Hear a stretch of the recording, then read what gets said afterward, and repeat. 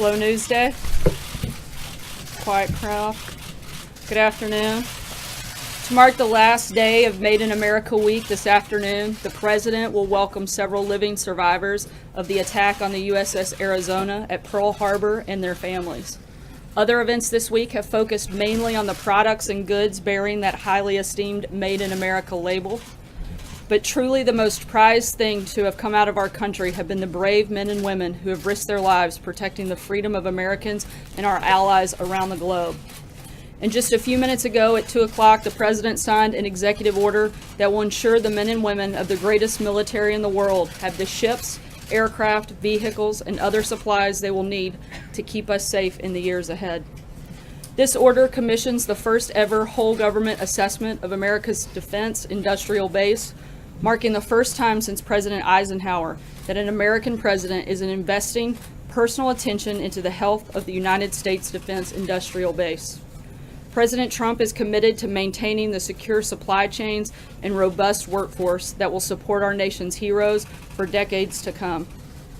Next week, we'll be highlighting American heroes like the World War II veterans, the first responders who keep our communities safe every day, and the boys and girls who will grow up to be the next generation of American leaders. While I'm on the topic of the men and women who protect us, I also wanted to note that the President commended the House yesterday for voting to reauthorize the Department of Homeland Security for the first time. The Homeland Security Authorization Act also authorizes U.S. Immigration and Customs Enforcement for the first time. Secretary Kelly has already made tremendous progress in fulfilling the President's promise to end illegal immigration and fully enforce the laws of the United States.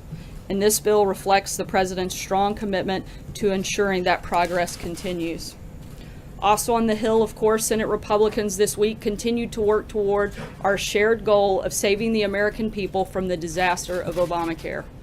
Earlier this afternoon, Vice President Pence and Secretary of Health and Human Services, Dr. Tom Price, hosted representatives from several grassroots organizations calling on the Senate to take action on health care legislation.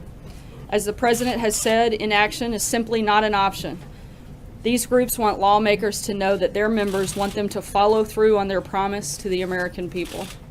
Finally, I'd like to read a statement from the President on the resignation of Press Secretary Sean Spicer. I am grateful for Sean's work on behalf of my administration and the American people. I wish him continued success as he moves on to pursue new opportunities. Just look at his great television ratings. Sean will continue to serve the administration through August. And the President has also appointed Anthony Scaramucci as Communications Director, and I have a statement on Anthony's appointment as well. Anthony is a person I have great respect for, and he will be an important addition to this administration. He's been a great supporter and will now help implement key aspects of our agenda while leading the communications team. We have accomplished so much, and we are being given credit for so little. The good news is the people get it, even if the media doesn't. And I'd like to bring Anthony up to say a few words and take a few questions. As always, I'll be back after that to answer any follow-up questions. So. Thank you. Thank you very much. So I'm going to be very brief. I'm going to make my remarks informal, and then I'll take questions from everybody. First off, I'd like to announce formally that Sarah Huckabee Sanders is going to be the press. Oh, you can't hear me? I'm sorry. Better? Sarah Huckabee Sanders is going to be the press secretary. And so you can congratulate her after the session. You still can't hear me? No sound? Okay. Better? Better now? Better now? I'm going to start over. You guys heard me in the front, though, right? What did I say, John? Sarah's going to be the press secretary, right? Okay, so congratulations to you, Sarah. Okay. And so I want to make a couple of statements. The first thing I want to say is I want to thank personally Sean Spicer, not only on behalf of myself, the President, the administration, but Sean is a true American patriot. He's a military serviceman. He's got a great family, and he's done an amazing job. This is obviously a difficult situation to be in, and I applaud his efforts here, and I love the guy, and I wish him well, and I hope he goes on to make a tremendous amount of money. As it relates to me in this position, I'm going to spend a couple of weeks getting to know the people here, and I'm going to be as coordinated as I can with the people inside the West Wing. There's been some speculation in the press about me and Reince, so I just want to talk about that very quickly. Reince and I have been personal friends for 6 years. We are a little bit like brothers, where we rough each other up once in a while, which is totally normal for brothers. There's a lot of people in here that have brothers, and so you get that. But he's a dear friend. He brought me into the political system. He brought me into the Republican National Committee network. He introduced me to Governor Walker. We've spent many times together socially. A lot of people are not aware about this, but after the Romney campaign, I invited Reince into Skybridge. I think it reflects poorly on Reince that he didn't take my offer to come in and be our chief operating officer. But I say that in jest, obviously. And so what I want you guys to know is that he was my first call this morning. I met with him before we sat in the Oval Office, and we are committed as true professionals to the team and the process of getting the administration's message out. And I think that's going to be one of the big goals for us. I said during the transition, I'll say it up here, I think there's been at times a disconnect between the way we see the president and how much we love the president and the way some of you perhaps see the president. And I certainly see the American people probably see the president the way I do. But we want to get that message out there. And to use a Wall Street expression, there might be an arbitrage spread between how well we are doing and how well some of you guys think we're doing, and we're going to work hard to close that spread. And so I'm done. I'll take the question. Yeah. I'm going to get to as many people as I can until she looks at me. Sure. Two questions for you. Number one, what we have seen from this administration so far is the president being his own messenger very frequently, and that has caused, as you know, some struggles for the communications staff. How do you expect to get this White House back on track? Well, I'm going to take a slight issue with the question because I actually think the White House is on track, and we're actually, I think, doing a really good job. Well, I actually do think from a messaging perspective, because we have a whole list of things, and I didn't want to come out here with our list of accomplishments and start a whole advertisement infomercial right now. I really just wanted to talk about the personnel movement and how we're thinking about things. But I think we're doing an amazing job. The president himself is always going to be the president. I was in the Oval Office with him earlier today, and we were talking about letting him be himself, letting him express his full identity.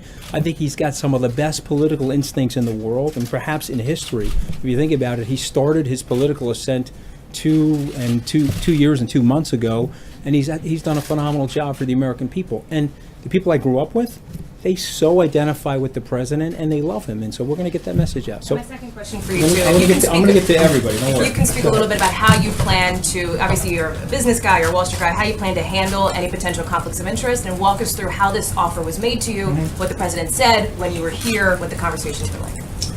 Well, I don't think it's fair to the president for me to go into the exact conversation because I want to keep those conversations between me and him private. But we talked a little bit about the White House. We talked a little bit about our personal relationship. And then when he extended the offer to me, I said I would do it because I want to serve the president. You know, one of the things, I have a lot of family members that served in the American military. Unfortunately, my generation, I'm born in 1964, I did not serve. I filled out the selective service.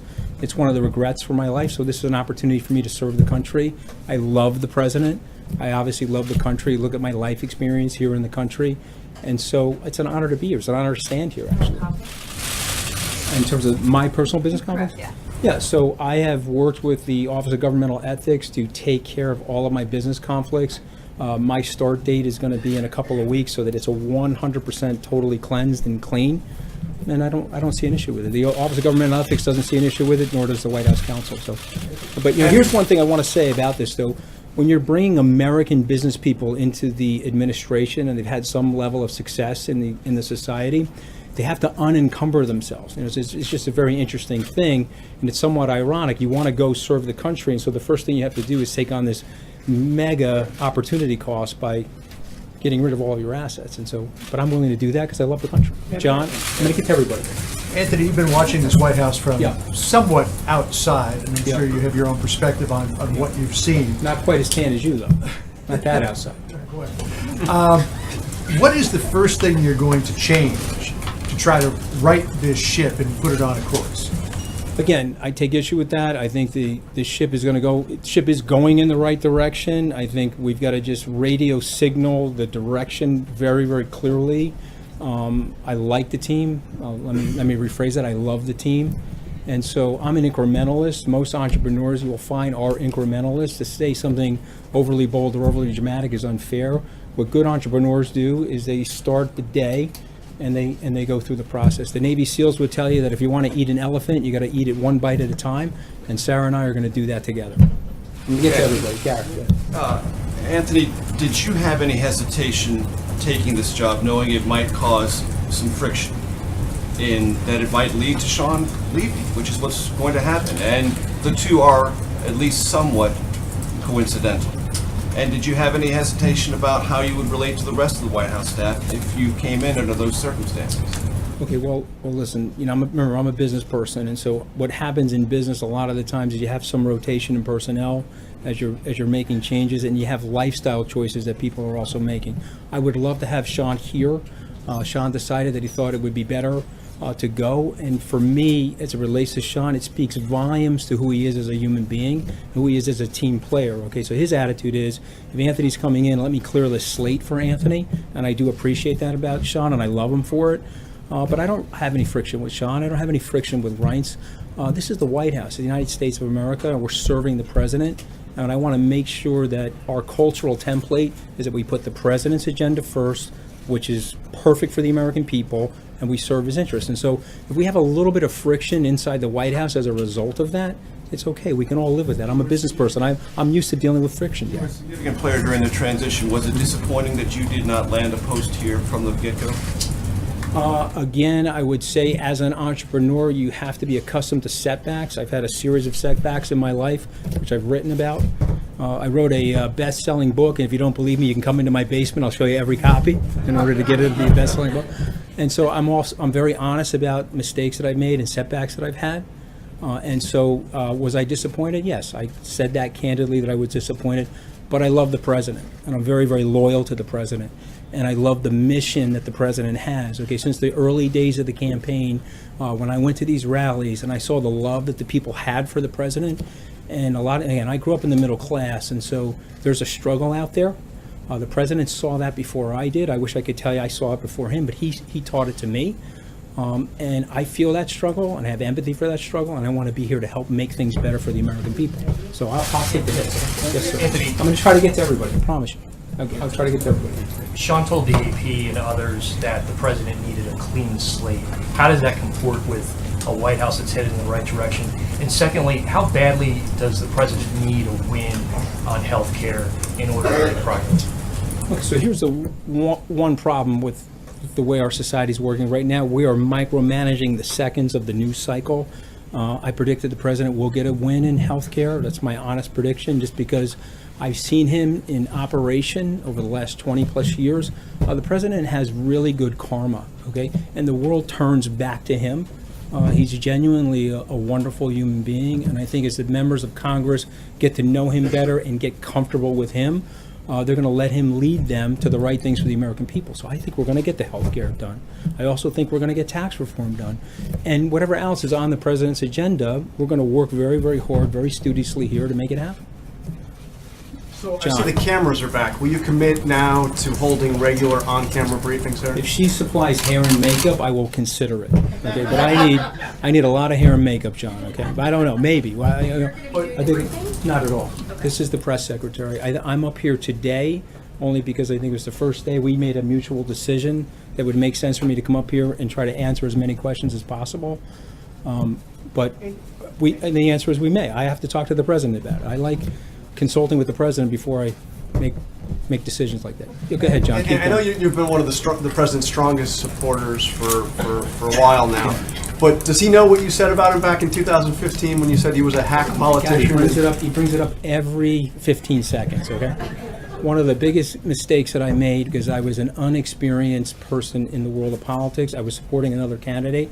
I should have never said that about him. So, Mr. President, if you're listening, I personally apologize for the 50th time for saying that. But here's the wonderful thing about the news media. That was 3 minutes of my life. He's never forgotten it, and you've never forgotten it. But, I hope that someday, Mr. President, you'll forget it. Okay, let's go to the next question. Can I just do one more just quick? There's been a question about credibility, some things that have been said in this room. Let me ask you a variation of what I asked Sean Spicer on his first day. Is it your commitment to the best of your ability, give accurate information, the truth from that podium? I sort of feel like I don't even have to answer that question. I hope you can feel that from me, just from my body language. That's the kind of person I am. I'm going to do the best I can. I'm going to get to everybody. Go ahead. Anthony, you mentioned your relationship with Reince. Was he involved in offering you this position? Was he consulted by the president ahead of time? Yes, he was consulted. He was involved in the thing. There's a lot of speculation in the press about the timing and so on and so forth. And so what I'm here to tell you is that we're a team. Now, if you've... How the job was offered? Like I said, I think some of this stuff, it's unnecessary to go into that granular detail, because then, you know, it's almost like the book The Circle, where you're wearing like a police camera on you when you're having conversations. I don't think that's fair to the president. But here's what I would tell you, okay? I'm a team player. I've played team sports my whole life, at least as a kid.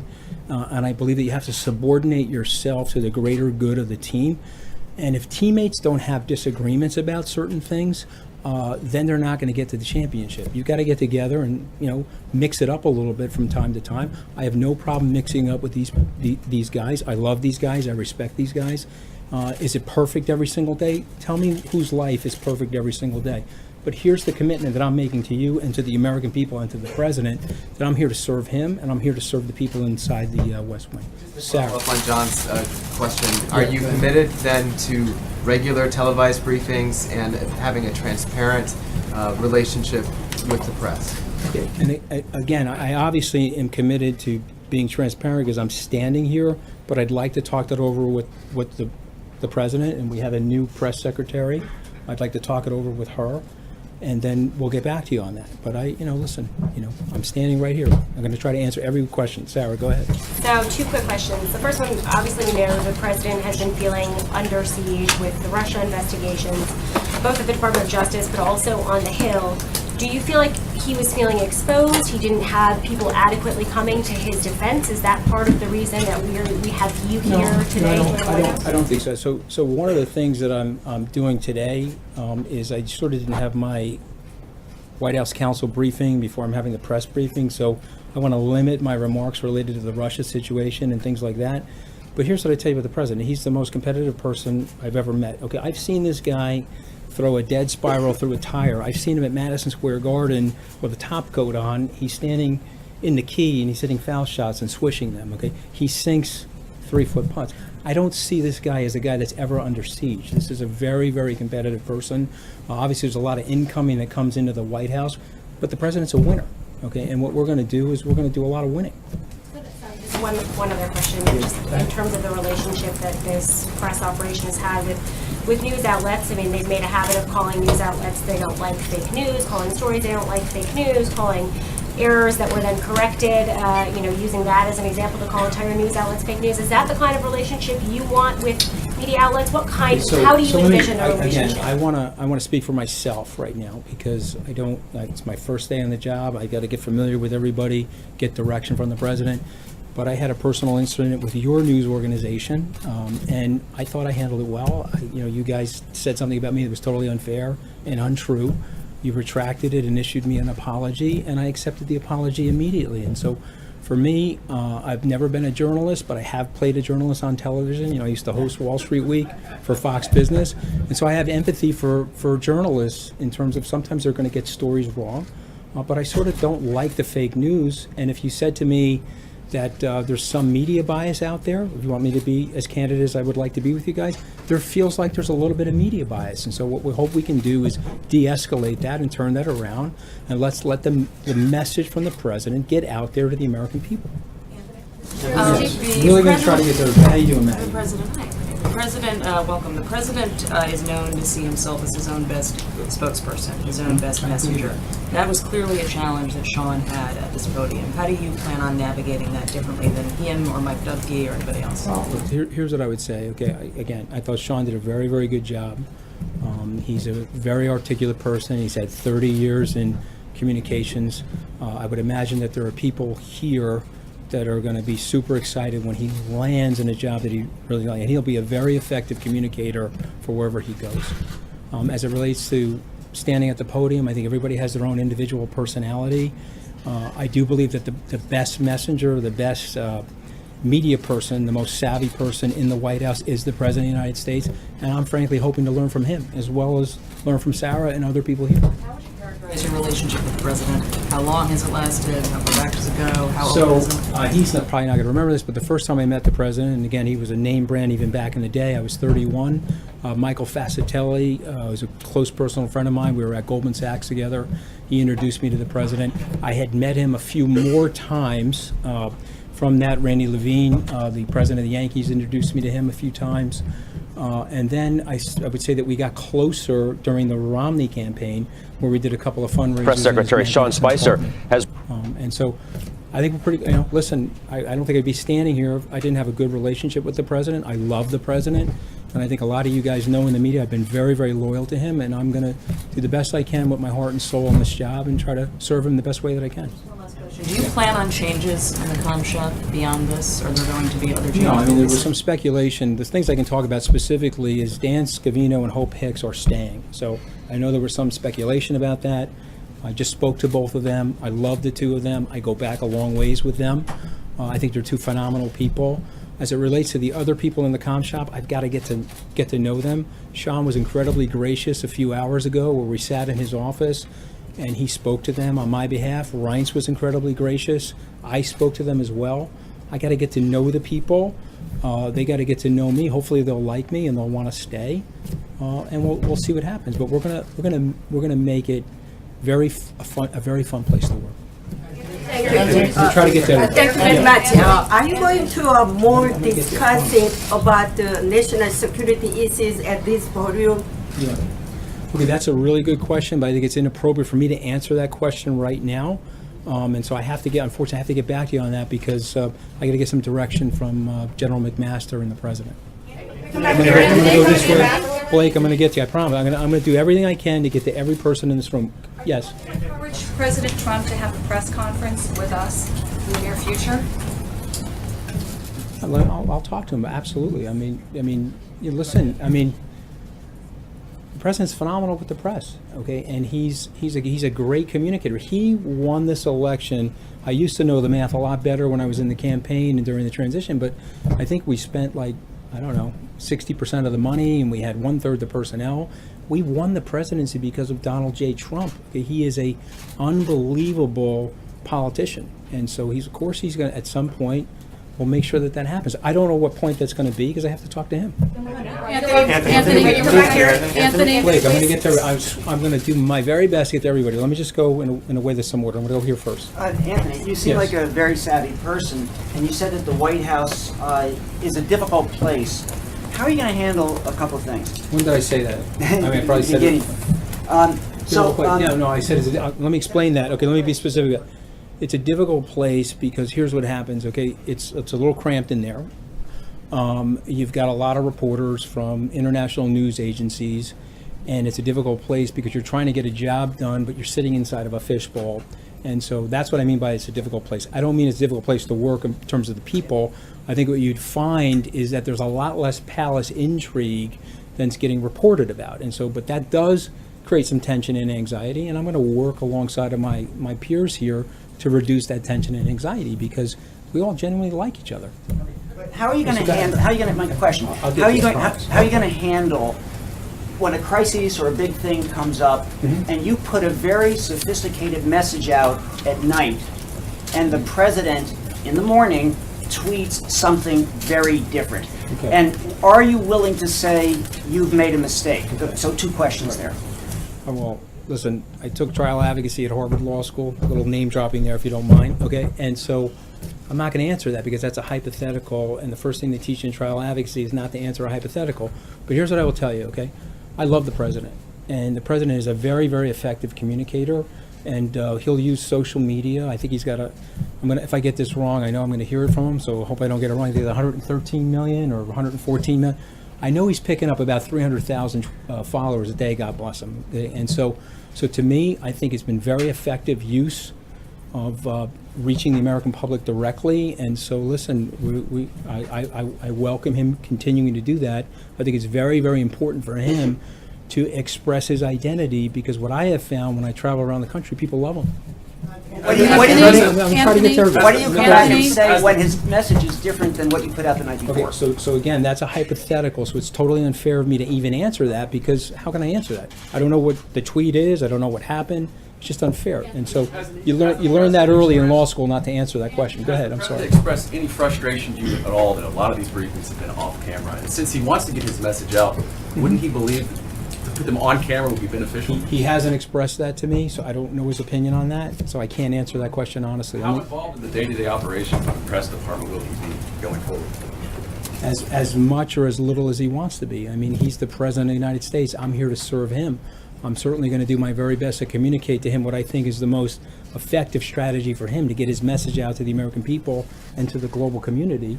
But it'll be as much or as little as he wants to be. You know, he did, you know, give me the orders today that I'm in charge, and I report directly to him, and I'm going to do my very best to serve him. So as much or as little as he wants. Just to follow on that, Yes. your relationship with the chief of staff, is he your boss, or do you report directly to the president? Okay, so I'm going to let Reince answer that. I have no problem working for Reince. I can only speak about my management style, okay? I have been on Wall Street for 29 years. Nobody has ever worked for me. People work with me. I believe in a lot of collaboration. I think if you do that, it's very, very empowering for people. I have no problem working for Reince. The president said I report to him directly. But listen, you guys are going to be very, very surprised about the relationship that I have with Reince and the closeness that we're going to have in terms of working to serve the president. And so he's the chief of staff. And so it would be foolish of me not to communicate with him, not to relay to him every single thing that I'm doing. Do you stand by some of the factual claims that have been contested, that have been made by this administration? 3 million illegal votes cast of the president's opponent. Do you endorse all of those statements of fact that have been made? Okay, so it's a little bit of an unfair question because I'm not up to speed on all of that. So I can just candidly tell you that. Said 3 million people voted illegally. Okay, so do you stand by that or not? So if the president says it, okay, let me do more research on it. My guess is that there's probably some level of truth to that. I think what we have found sometimes, the president says stuff. Some of you guys in the media think it's not true or it isn't true. It turns out it's closer to the truth than people think. So let me do more homework on that, and I'll get back to it. I'm feeling the hook here. I can feel the hook here. So I want to answer. Is it okay to answer a few more questions? Let me get to Blake first. Okay? Let me get to Blake first, and I'll go to the other people. Thank you. Congrats on the new job. Question for you. You really congratulating me on the job? it's a new job. Congrats. You've gone through your past, law school, business, finance, but you've never held a communications type role. What would you say to your critics who say he's never done anything like this and this is the White House? Secondly, if you can just lay out kind of why you wanted the job, and thirdly, before you go, why you chose immediately right off of that, Sarah, to be the press secretary. Well, I want to start with Sarah first. Okay, so the president loves Sarah. He thinks she's doing a phenomenal job. I agree with him. I think Reince Priebus and other members of the staff agree. And I'm super proud to work with her. And I think she's going to be phenomenal as a press secretary. As it relates to me, I think that you will find in my background and my career, I have a lot of communications experience. And I spent a lot of time on television. I spent a lot of time shaping the message for my old firm, my predecessor firm. And so time will tell. But here's something I will tell you about myself. There's a lot of stuff that I don't know, and so I'm going to lean on people like Sarah and other people to help me be the best that I can possibly be. I'm going to take one last question. I'm going to take this question right here, right? I'm giving the hook, right? So I'm going to take this question. Can I follow up on what Blake was asking you? Two questions.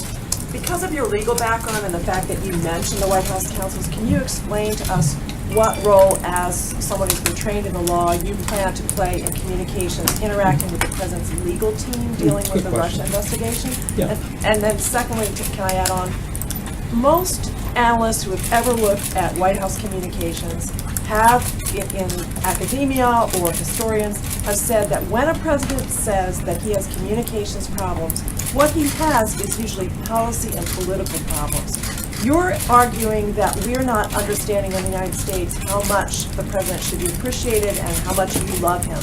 But can you describe to us how much you think that it goes beyond that concept and that the president has political and policy problems?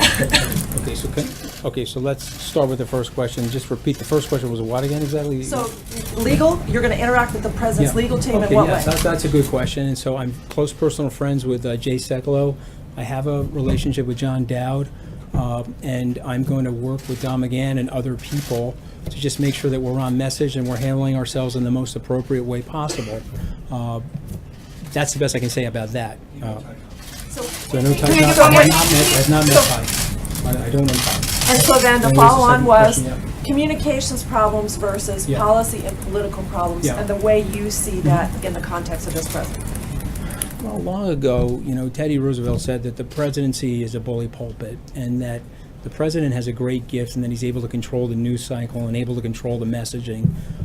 And so I think if we get super coordinated around here with the president, and we go back to what he did, some of the great successes that he had in the campaign, in the transition, and even in the presidency, frankly, is delivering that message directly to the American people. And so, to me, I think the policies are fantastic.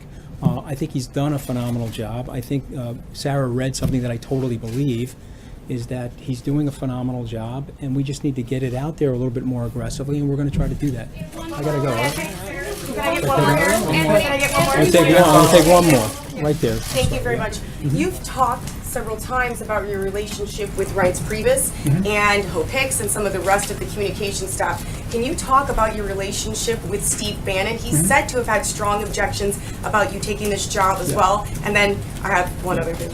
All right, so I'm on the record. I've been interviewed about Steve. I think he's one of the smartest people that I know. I think that he was instrumental in helping us win the election. He's got a strong personality. I have a strong personality. We didn't really overlap at Goldman Sachs, but we both worked there at a period of time. And there was something great about that culture back in yesteryear. Maybe it's true today, although I've been out of Goldman for 21, 22 years. But there were two great things about that culture. The first thing was that you subordinated yourself to the team, even if you had disagreements. And the second thing was that the legendary John Weinberg, who's now deceased, once said, "Some people grow, other people swell." Okay, and it's a great line to think about yourself. And so for me, I want to keep my head in the game, I want to keep my ego low, and I want to work with Steve Bannon as closely as I possibly can. I have a huge, enormous amount of respect for him.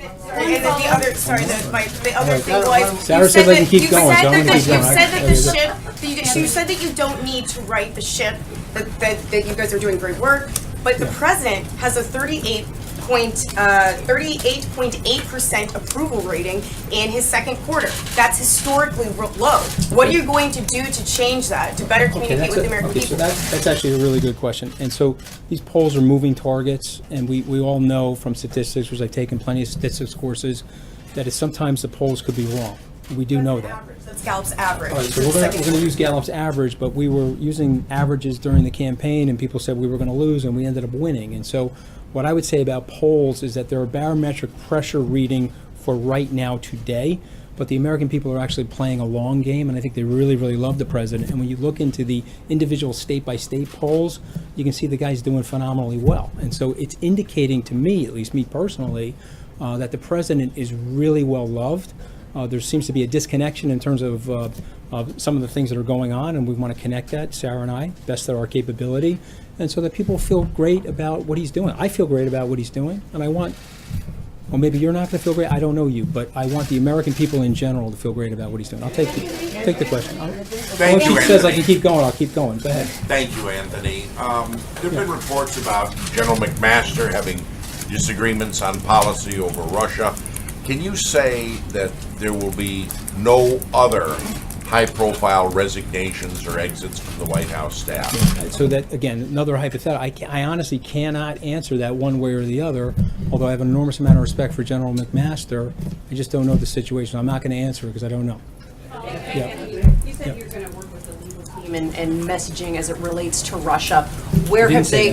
I mean, maybe I specifically said that I haven't been briefed yet by the White House counsel about what is appropriate to talk about from this podium, and so therefore I don't want to take any questions related to Russia. Okay. So, I'd like to ask you though, if is the strategy that seems to be coming from this White House now in going after Robert Mueller's credibility the right one? Okay, so again, that's sort of in that zip code of the legal team. and not really in Sarah or my zip code, so I just want to stay away from the question. It is a messaging question, though. It's actually very complicated, and I don't want to bore all the people here with the legal details related to it, but I just think it's important for me on my first day standing up here that I don't go in that direction, so I'm not going to answer the question, not because I'm not trying to be forthcoming, I just think there's legalities there that I don't want to touch. Thank you very much. My question is really I'm in going to take your this zip- question Oh, I'm first, sorry. and then I'll take you, I promise. Thank you very much, sir. Yeah, these are Communication the last is- two questions, I'm going to go. Communication is the key, and President is a great communicator. How important is now relations between the President and the press? And you think how he's going to change, and how much he has a faith and trust in the White House press, and what is the future? Listen, I'm a super optimistic guy. You know, I'm too short to see the glass anything other than half full, right? So I'm a super optimistic guy, and I think that the president's going to have a phenomenal relationship with the press. We'll get there together. Take this last question, then I'm leaving. My question is in your zip code. Larry Speaks, who once stood up there, said, "Don't tell us how to stage the news. We won't tell you how to report the news." Do you think that that's an accurate reflection of what your all's job is? Say it again. Larry Speaks said, "Don't tell us how to stage the news. We won't tell you how to report the news." Do you think that's an accurate reflection of our relationship? I don't know. You know, we're in a different world. I mean, I have an enormous amount of respect for Press Secretary Speaks, but when he was standing at this podium, it was a very, very different world. Each one of us right now has a sound studio, a recording studio, a movie studio, a television studio right in the palm of our hands. And so we could stage things, and it's going to be read certain ways. It may not be read other ways. But I know what Sarah and I are going to work on is reaching as many people as we possibly can for today's era. And so maybe he was accurate in the 1980s, but Sarah and I will think of something cute to say once we start working together. She wants to give me the I'll take it. Okay. Yeah. President tweeted that it's impossible for his communications team to know what's in his head at every moment. Yeah. How are you going to make sure that you are on the same page as this president? What have you said to him about the need to know what he's thinking and where he stands as it relates to policy? Listen, I know, you know, I'm not going to speak on behalf of the president. I just feel like I have a close relationship with him. Sarah has a close relationship with him. And I think it's super important for us to let him express his personality. It has been a very successful life experience for President Trump to be President Trump. And so let's let him do that. And let me just finish. And, you know, let's see where the chips fall. And then when something happens that you don't like or you like, you'll talk to me or Sarah and we'll address it. Do you plan to meet with him every day? Do you plan to meet with him every day? And do you have Oval Office privileges? Do you plan to meet with him every day? And do I have Oval Office privileges?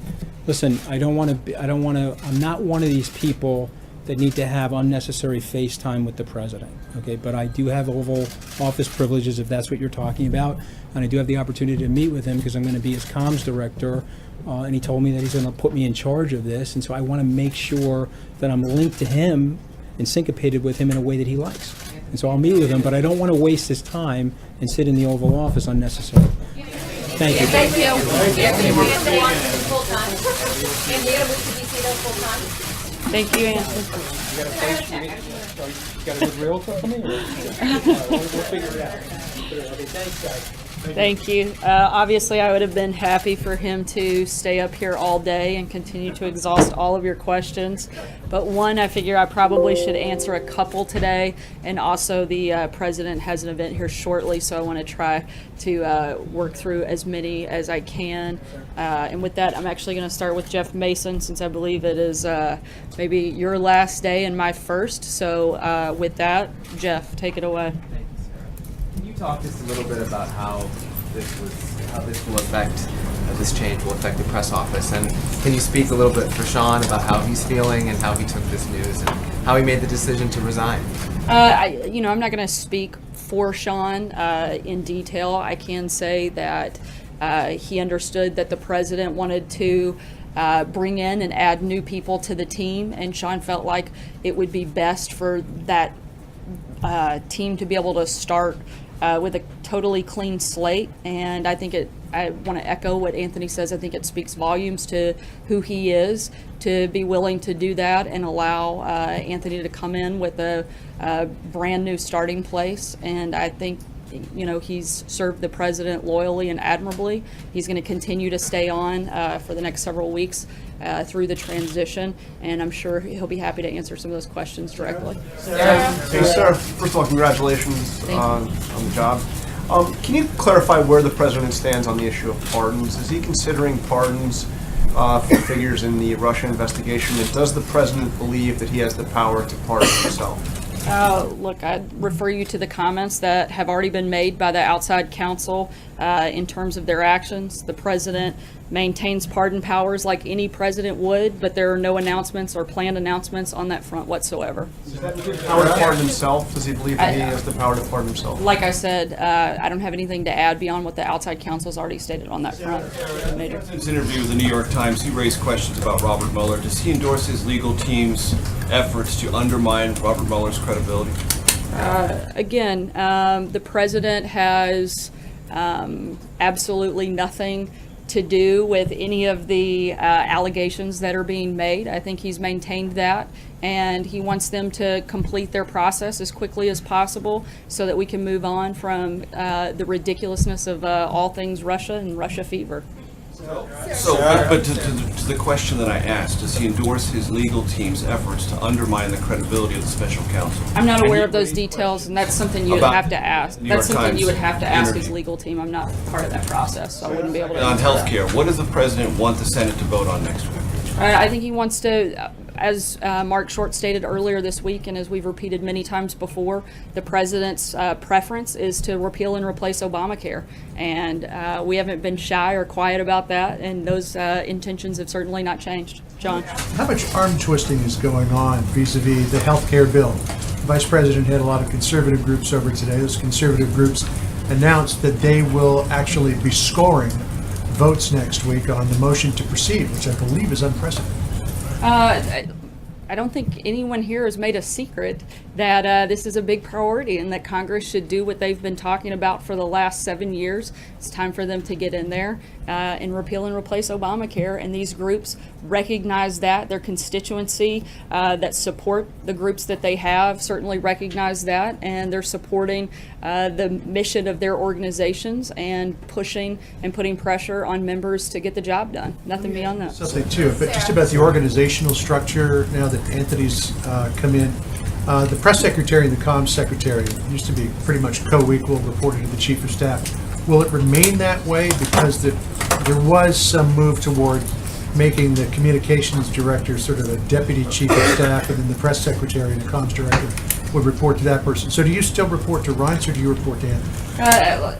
I think that Anthony said it better than I can in this capacity, as we plan to work together as a team. And certainly our goal is to work together to promote the president's agenda, and to do that not just with the two of us, but the entire press comms office, as well as the entire White House staff. Do you report to him, or do you report to Reince? We all serve at the pleasure of the president. Callie? Questions for you. Number one, when you talk about, there were some comments made by a senior administration official this morning on television talking about the motivations of people who are part of Bob Mueller's special counsel investigation. Do donations to a political party, if it's not the president's party, does the president believe that disqualifies those people from being part of this special counsel?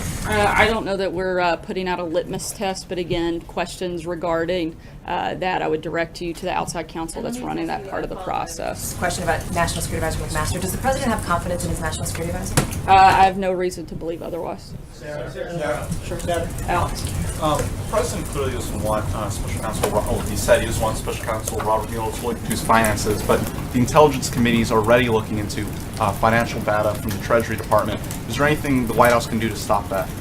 Look, again, the president's point is that he doesn't want the special counsel to move beyond the scope and outside of its mission. And the president's been very clear, as have his accountants and team, that he has no financial dealings with Russia. And so I think we've been extremely clear on that. Blake? Last time when it became apparent in the House, the first go around on the healthcare bill there, that it was going to fail, it was pulled at the last minute, within the last hour or two. When you look at both the repeal and replace potential and the repeal only potential, the numbers suggest that they don't have the votes and it's set up to fail. Why does the White House believe this time around that a vote should proceed? Again, we're continued to be focused on repealing and replacing Obamacare, and we're not going to stop until we can continue to move that forward and get that done. Not only have we wanted to commit to that, but frankly, a lot of the members of the Senate and the House have not only committed but campaigned on that, and it's time for them to step up and get that done. Believes that a vote should take place at some point next week on some sort of a bill, one way or another. I don't think you can repeal and replace Obamacare without a vote, so I think it would be a pretty necessary part of the process. John? Yeah. Thank you, Sarah. I just want to get something straight. Earlier in the week, you indicated the White House was not opposed to outright repeal. And then based on your remarks today and Mark Short's 2 days ago, you seem to favor repeal and replace. Does that mean you are against the outright repeal bill that Congressman Biggs has introduced in the Not House? against, but again, as Mark said earlier this week, our preference is to repeal and replace. Trey? Thanks, Sarah. 2 questions for you. Can you take us through the process of how the president decided to hire this new communications director, Anthony Scaramucci? And moving forward, what will his role be in terms of objectives that the president wants him to meet? As Anthony said, he's known the president a long time. He's been a loyal supporter of the president, and Anthony's somebody who has come from nothing and built an incredible, I think several incredible companies, and he's one of the most successful, smart people that the president could put on his team, and the president recognized that and wanted him to be a part of this process. I think very early on, he was a very strong advocate throughout the transition, and this has just been part of the process to bring him inside the White House. Follow up on Rob Mueller. Does President Trump have confidence that Robert Mueller will conduct a fair investigation? You know, at this point, I don't have any reason to see otherwise, but I have not had a chance to ask the president, and I'd want to get clarity on that before I comment. Zeke? Thanks, Sarah. I just starting January 20th, this administration has cycled through, has seen departures of a deputy chief of staff, a national security advisor, a communications director, a press secretary, several other roles inside this building and across the street. What does that say about sort of the efforts to staff up this administration at the start? What has the president learned about his team, about himself as president? And can you explain sort of that very high turnover rate that we've seen over the last 6 months? You would have to ask the president what he's learned in that process. And I can tell you, though, I think what we've all learned in that process is that working together and working to accomplish the things that the American people elected the president to do is our focus. It's what we come here every day to do. We're a lot less focused on the who, but the what, and we're going to continue doing that every single day. Jim? Do you not see that as a chaotic turnover? No, I don't see it as chaotic. Jim? Sarah, is the White House concerned? If you want to see chaos, Zeke, you should come to my house early in the morning when my 3 kids are running around. That's chaos. This is not. Concerned news this week concerning the Attorney General and the resignation of Mr. Spicer could have the effect of alienating or demoralizing Trump loyalists both in and out of the administration. I think that Trump loyalists, particularly within the administration, but certainly across the country, are energized by the accomplishments of the president in the first 6 months. Stock market's at a high, jobs are growing, regulations are coming off, the country's becoming more secure, the border's becoming more secure, immigration is down. I think we have a lot of things to celebrate, a lot of things to be excited about, and I think our morale is pretty high. Take one last, Steve. Well, first of all, congratulations. Thank you. Promotion. Just wondering if you approach this new role with excitement, with trepidation, apprehension, and if you could reflect on these last 6 months in one day on what you've learned about how it is to speak for the president. Is it a tough job? Have you found it easy? I think it's probably certainly professionally, one of the greatest honors that any person could ever have, to work in any capacity within this building, and to get to do that up here in such a public way and speak on behalf of the president is absolutely an honor and something I will cherish and hope to do my very, very best every single day and be as open, honest, and transparent with you all as humanly possible, and will always work to operate at the highest level and certainly with the most amount of integrity as you can.